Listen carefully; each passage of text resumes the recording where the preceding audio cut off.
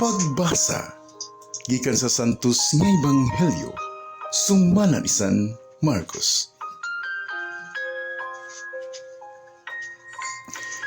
Unya nang malik sila sa Jerusalem, samtang naglakaw-lakaw si Jesus sulod sa templo.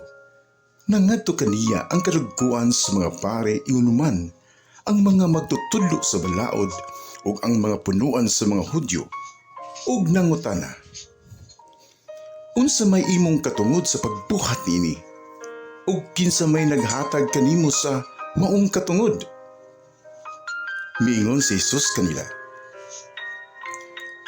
mangutana ako kaninyo, ug usa lamang ka pangutana, ug kun makatubag kamo, tug-anan ko kamo sa akong katungod sa pagbuhat niining mga butanga. Tug-ani ako, diin man gikan ang katungod ni Juan sa iyang pagpamunyag.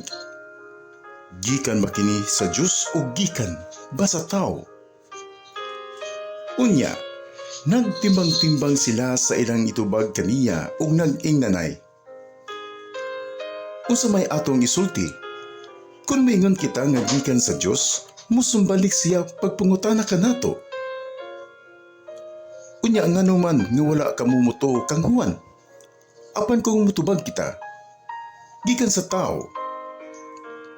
Nangahadlok sila sa mga tao kay ang tanang tao nagtuo man gayud nga si Juan tinuod nga propeta. Busa, mitubag sila kang Hesus. Wala kami masayod. Og mingon si Jesus kanila,